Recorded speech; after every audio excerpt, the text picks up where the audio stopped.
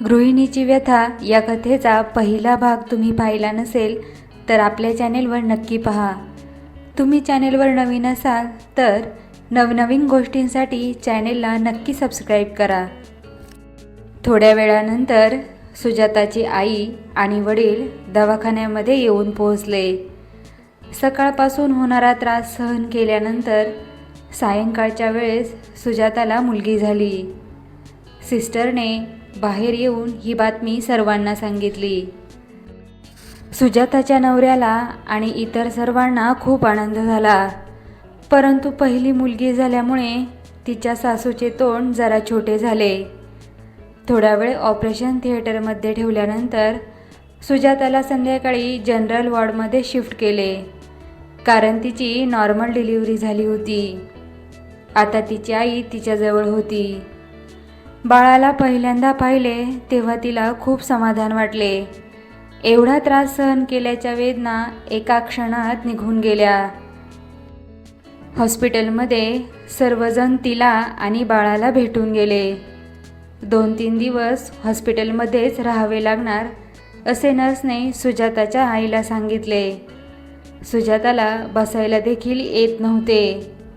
2-3 दिवस अतिशय त्रास झाला, पण बाळ अतिशय छान होते. 3 दिवस हॉस्पिटलमध्ये उपचार घेतल्यानंतर डॉक्टरांनी डिस्चार्ज दिला. त्यानंतर मात्र सुजाताची आई तिला आणि बाळाला घेऊन तिच्या माहेरी आले, कारण डिलिव्हरी झाल्यानंतर माहेरीच राहण्याची पद्धत आहे.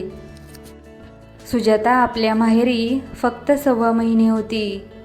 1.25 महिना झाल्यानंतर तिच्या सासूबाईंनी तिला सांगितले की लवकर ये, अजून थोडे दिवस इकडेच राहावे असे तिला वाटत होते.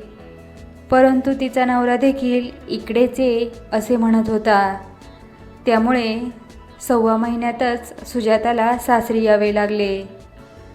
सासरी आल्यानंतर बरीच कामे सुजाताला स्वतः करावी लागत असे. आईच्या माहेरी आई बाळाची आणि तिची खूप काळजी घेत असे. सतत तिला काय हवं नको ते बघत असे. तिची सासू तिला म्हणाली, अगं सुजाता, घरातील थोडं काम करायला सुरुवात कर.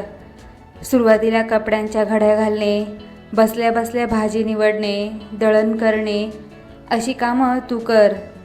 1.25 महिने तिने थंड पाण्यात देखील हात घातला नव्हता, परंतु इकडे आल्यानंतर तिला लगेच काम करावे लागले. घरातील इतर छोटे मोठे काम देखील सासू तिला करायला लावत असे. थोडे दिवस झाल्यानंतर सासू तिला म्हणाली, हळूहळू स्वयंपाक आणि बाकीचे काम देखील करत जा. तिची छोटी मुलगी दिवसभर छान झोपत असे, परंतु रात्री पूर्ण रात्रभर ती जागीच असे. पहाटे सकाळी 5 किंवा 6ला बाळ झोपत असे. रात्रभर बाळ जागच असल्यामुळे सुजाताला देखील जागेच राहावे लागले. कधीकधी रात्र तिची मुलगी रडत असे, कारण मुलगी थोडीशी रडकीच होती. बाळ झोपल्यानंतर सकाळी तिला देखील झोपावेसे वाटे, कारण रात्रभर ती देखील बाळाबरोबर जागीच असे. परंतु थोडा वेळ झोप लागते न लागते तोच तिला घरकाम करण्यासाठी उठावेच लागे.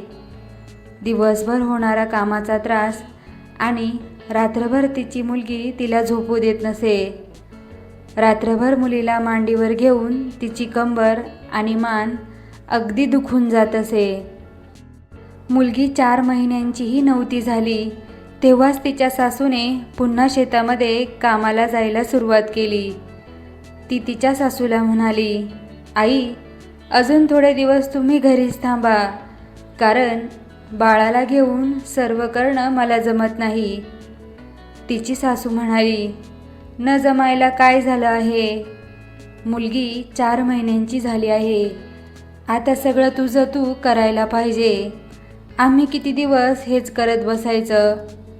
असं म्हणून ती कामाला निघून गेली. सुजाता तिच्या नवऱ्याला म्हणाली, हे बघा, तुम्ही आईना थोडे दिवस सांगा ना घरी राहायला. बाळ रात्रभर झोपत नाही आणि मग सकाळी झोपते. मग मला दिवसभर काम करून तिला बघणं जमत नाही. थोड्या वेळ त्यांनी घेतलं बाळाला तर मी थोडं घरातली पण कामं करू शकेल. तिचा नवरा तिला म्हणाला, तुला जमेल तसं कर. तिला जर कामाला जायचं असेल तर जाऊ दे. दिवसभर घरातील कामे करताना तिला खूप त्रास होत असे. मध्येच मुलगी रडत असे. मग तिला घेऊन शांत करून ती पुन्हा कामाला लागत असे. मुलीला अंघोळ घालणे, जेवू घालणे अशी नाना कामे ती स्वतः एकटीच करत असे. थोडे दिवस सहन केल्यानंतर तिला अगदी नकोसे झाले. दिवसभराच्या कामाने आणि बाळाच्या त्रासाने तिची तब्येत अतिशय खराब झाली. यावरून त्या दोघा नवरा बायकोमध्ये वाद होऊ लागले. थोड्या थोड्या कारणांवरून भांडण विकोपास जाई. घरात कोणालाच आपली किंमत नाही असे तिला सारखे वाटत होते. एक दिवस दोघांचे खूप भांडण झाले. तेव्हा सुजाताने तिला आणि बाळाला नेऊन घालायला सांगितले. तिचा नवरा देखील अतिशय रागामध्ये होता. त्याने त्याच दिवशी त्या दोघी मायलेकींना सुजाताच्या माहेरी नेऊन घातले. माहेरी आल्यानंतर सुजाताने झालेल्या सर्व गोष्टी आपल्या आईवडिलांना सांगितल्या. मुलीची बाजू असल्यामुळे ते नेहमीच कमीपणा घेत असत. पहिले देखील जेव्हा भांडणे होई तेव्हा मुलीला समजावून ते परत सासरी पाठवत असत. यावेळेस मात्र तिच्या आईवडिलांनी तिची बाजू घेतली, कारण तिची बाजू योग्य होती. 1 महिना तिला कोणीही बोलवायला आले नाही. नवरा तिचा मधून फोन करत असे आणि परत येण्यासाठी तिला बोलत असे. घरातली परिस्थिती तशीच राहणार असेल तर मी काही येणार नाही असे तिने ठणकावून तिच्या नवऱ्याला सांगितले. नंतर तिच्या सासू सासऱ्यांनी देखील सुजाताच्या आईवडिलांना फोन करून तिच्या येण्याविषयी विचारले. तेव्हा सुजाताचे वडील त्यांना म्हणाले, तुम्ही एकदा सर्वजण आमच्या घरी या.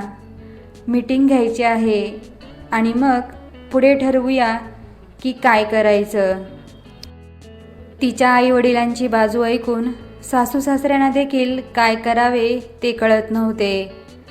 नंतर एके दिवशी हे सर्वजण सुजाताच्या घरी गेले, कारण त्यांना मीटिंगसाठी सुजाताच्या वडिलांनीही बोलावले होते.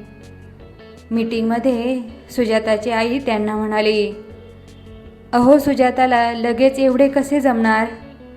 मुलगी देखील अजून लहान आहे. मग तुम्ही मुलीकडे जरा लक्ष द्यायला नको का? रात्रभर तिला मुलगी झोपू देत नाही आणि मग दिवसभर सगळं काम देखील तिलाच करावं लागतं. तुम्ही थोडंफार केलं तर काय होईल? सुजाताचे सासरे म्हणाले, हो आम्ही करतोच आहे ना, जमेल तेवढं आम्ही करतोच आहे. सुजाताचे वडील म्हणाले, पण ती तर म्हणते की दिवसभर तिलाच करावं लागतं. तिची सासू म्हणाली, आमची पण बाळंतपणं झाली नाही काय? कोणी मदत केली? आत्ताच्या पोरींना काहीच जमत नाही. त्यावर तिची आई म्हणाली, बाई त्यावेळेचा जमाना वेगळा होता. आत्ताच्या परिस्थितीनुसार मुली नाजूक आहे. आत्ताची परिस्थिती वेगळी आहे हे तुम्ही लक्षात घ्यायला हवं आहे. असेच बराच वेळ त्यांची तू मेमे चालू होती. शेवटी सुजाताचे वडील म्हणाले, जर तुम्ही व्यवस्थित आमच्या मुलीला नांदवणार असाल तरच तुमच्याकडे पाठवेल, नाहीतर आमची मुलगी आम्हाला जड झाली नाही.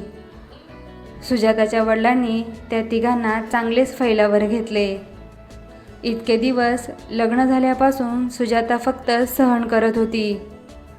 जर मुलगी बरोबर असेल तर तिच्या आईवडिलांनी तिची बाजू नक्कीच घ्यायला हवी, कारण मुलीचा एकमेव आधार तिचे आईवडील असतात. सुजाताच्या आईवडिलांनी खंबीर भूमिका घेतली. सुजाताचे सासरे म्हणाले, बरं आता विषय सोडून द्या. जे झालं ते झालं. यापुढे सर्व व्यवस्थितच होईल यावर विश्वास ठेवा आणि सुजाताला पाठवा. आता थोडे दिवस राहू द्या, मग काही दिवसानंतर तिचा नवरा तिला न्यायला येईल, तुम्ही निश्चिंत असा. तिच्या सासऱ्याने विश्वास दिल्यानंतर मीटिंग तिथेच संपली. काही दिवसानंतर सुजाताला आणि तिच्या मुलीला न्यायला तिचा नवरा आला. सासरी आल्यानंतर आता पहिल्यापेक्षा सुजाताची परिस्थिती खूपच चांगली सुधारली होती. तिचे सासू सासरे मुलीला सांभाळत असत. सासू देखील घरकामामध्ये तिची मदत करू लागली होती. मुलगी 1 वर्षाची झाल्यानंतर तिला अंगणवाडीमध्ये शिक्षिका म्हणून नोकरी लागली. आता सकाळी ती स्वतःचं आवरून कामाला जात असे. तिची सासू आणि सासरे मुलीला सांभाळत असत. मुलगी देखील आता छान घरभर पळू लागली होती आणि सुजाताला देखील घराबाहेर पडून 4 पैसे मिळवण्याची नोकरी लागली होती. आई वडिलांनी मदत केल्यामुळे तिचा संसार अतिशय चांगल्या पद्धतीने सुरू झाला होता.